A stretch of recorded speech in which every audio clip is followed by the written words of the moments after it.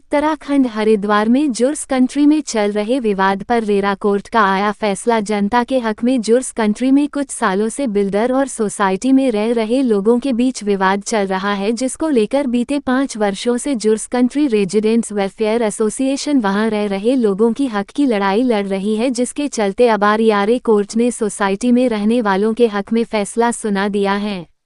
आपको बता दें कि जहां एक तरफ रेरा कोर्ट का यह फैसला वर्षों से बिल्डर द्वारा की जा रही मनमानी, अवैध पार्किंग वसूली और पारदर्शिता की कमी के खिलाफ एक बड़ी कानूनी जीत है, वहीं दूसरी तरफ रेरा कोर्ट के आदेश के अनुसार 30 दिनों में सभी खरीदारों को पार्किंग आवंटित पत्र देना अनिवार्य किया है। साथ ही 45 दिन की समय अवधि में राशि नहीं लौटने पर बिल्डर को सोसाइटी में रह रहे लोगों को 10.85% वार्षिक ब्याज देना होगा। बहरहाल बिल्डर की तरफ से कोर्ट के इस फैसले पर कोई प्रतिक्रिया अभी तक नहीं आई है। खबर हरिद्वार से सोनू कुमार। चेक और उस 1.5 लाख पे 18% जीएसटी भी दिया पार्किंग के नाम पे। ये नहीं अवेयर होने के कारण है, क्योंकि मेरे ओनर से भी लिया हुआ है। मैं आगे बोल रहा हूँ, ये चीजें आपको बताऊंगा, आप क्लियर हो जाओ। तो ऐसा भी किया है और इसमें दीपक का साइन है और इसका उल्लेख कोर्ट के ऑर्डर में है और इसी कारण से कोर्ट ने ऑर्डर में ये लिखा है कि इंक्लूडिंग जीएसटी। नहीं तो कोर्ट सीधा लिखते हैं कि पार्किंग के एवज में जो पैसा लिया वो वापस करो। चूंकि ये प्रमाण था, एफिडेविट के साथ जमा किया था, तो कोर्ट को नहीं पता कितने लोगों से वैसा ऐसा वाला कर ली है, तो उन्होंने क्लियर कट रेजिडेंट के पक्ष में ये लिख दिया। अब आते हैं तीसरे पॉइंट पर, जिसका बहुत लोगों की ये समस्या है। उसमें आर्गुमेंट दिया कि सर इनसे पूछिए कि रजिस्ट्री में इन्होंने कवर्ड कार पार्किंग लिखा है ना, तो जब 800 से 1000 आदमी मुझे 50 आदमियों ने कागज दिए, वो कागज ये रहे।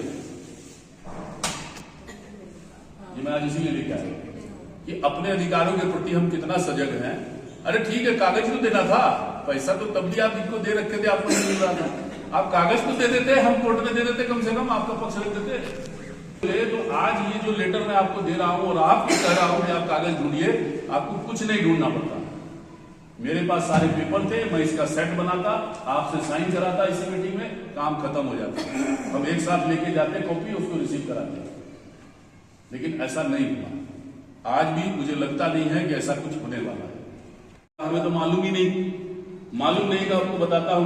मैंने इस केस लड़ने के दौरान, ये डेट है 23/7/2022, जुलाई 2022 में एक मैसेज डाला था कि हम कोर्ट में लड़ रहे हैं। कोर्ट हमसे पूछ रही है कि आप बताइए, एफिडेविट के साथ कोर्ट में यह हलफनामा दीजिए कि आप कितने लोगों ने बिल्डर को पार्किंग के एवज में पैसे दिए हैं। मैंने मैसेज डाला कि भाई जिन लोगों ने भी पार्किंग के लिए पैसे दिए, बहुत सारे लोगों ने पढ़ा होगा, मैं समझ याद अगर कृपया मुझे आप उसका एक प्रूफ एविडेंस जो है वो फोटोकॉपी करके प्रोवाइड करा दीजिए। You will be. बिल्डर जो है, बहुत सारी अनियमितताएं बिल्डर ने यहाँ कर रखी थी। कंप्लायंस जो पूरे होने चाहिए एक बिल्डिंग के एज पर लॉ, वो पूरे नहीं थे। तो हम लोगों ने इसके लिए रेरा में 2021 में एक केस डाला। 22 फरवरी 2021 को हमने वो केस चल रहा था, वो पिछले 5 साल से। उस 5 साल के अंदर बहुत सारी प्रोसीडिंग हुई। हम लोगों ने पेपर वर्क सारे कोर्ट के सामने रखे, जो भी सही सिचुएशन थी वो कोर्ट को बताई।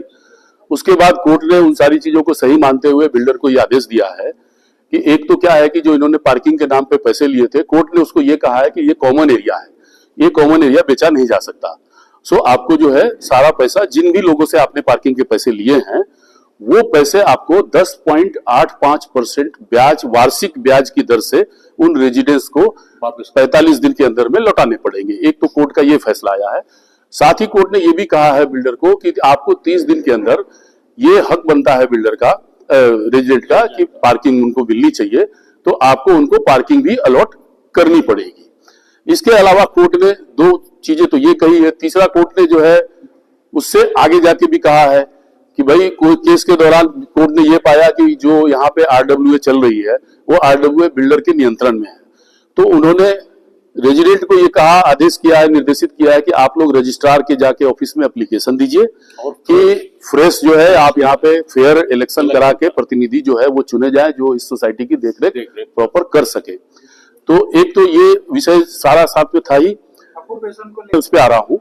और जो सबसे मुख्य मुद्दा है वो ये है कि ये सोसाइटी जो है 2008 में परमिशन मिला था इसको बनाने के लिए, तो कानूनन जो है वो 5 साल का परमिशन मिलता है और 1 साल अगर कोई काम बच गया हो तो उसके लिए 1 साल एक्स्ट्रा दिया जाता है HRDA के द्वारा।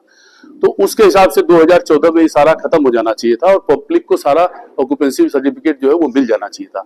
लेकिन चूंकि कहीं कोई कमी है तो HRDA भी जो है इनको आज तक जो है ऑक्यूपेंसी सर्टिफिकेट दिया नहीं है और वो रेजिडेंट को मिला नहीं है। तो कोर्ट ने स्पष्ट कहा है बिल्डर को कि आपकी जिम्मेदारी बनती है कि आप जो है 30 दिन के अंदर या 45 दिन के अंदर एग्जैक्टली जो भी है कोर्ट के अंदर, उसके अंदर जो है आप सारी जो प्रक्रियाएं हैं वो पूरी करके और सारे रेजिडेंट को ऑक्यूपेंसी सर्टिफिकेट उपलब्ध कराएंगे। इसी संदर्भ में मैं जो अध्यक्ष हैं अभी सोनिका जी, मैं परसों उनके पास एक एप्लीकेशन कोर्ट का ऑर्डर आने के बाद HRDA में जाकर के उनको रिसीव करा के आया हूं। उन्होंने मुझे मिस्टर राजन सिंह से मिलने को कहा था। राजन सिंह जी को वो एप्लीकेशन में दे के आया हूं। उन्होंने कहा है कि मैं इस विषय को पर्सनली देखूंगा और आप लोगों की हेल्प करूंगा। तो ये अभी प्रोसीडिंग है। फर्दर कोर्ट ने ये हम लोगों को आदेशित किया था निवासियों को कि आप जो है जाकर के बिल्डर को इस फैसले के आलोक में अपना एप्लीकेशन एक दे दें पैसा वापस मांगने के लिए, उसके साथ आप अपना एविडेंस लगा करके और बिल्डर को दे दें। तो हम लोग कल मंगलवार को कोर्ट के आदेश के अनुसार वहां बिल्डर के जो भी प्रतिनिधि हैं, मिस्टर दीपक गर्ग यहाँ पे प्रतिनिधि हैं, कोर्ट में भी वही बिल्डर को रिप्रेजेंटेट कर रहे थे, तो उनको जाके हम देंगे।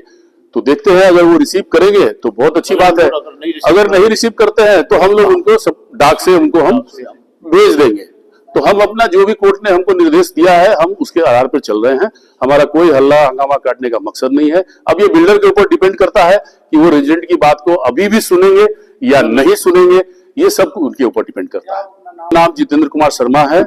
मैं जो हमने एसोसिएशन अपनी इनसे लड़ने के लिए बना रखी है, juice country resident welfare association, उसका महासचिव हूँ और ये हमारे राजीव राय हैं, ये अध्यक्ष हैं। रिटायर्ड CGM हूँ कोल इंडिया से।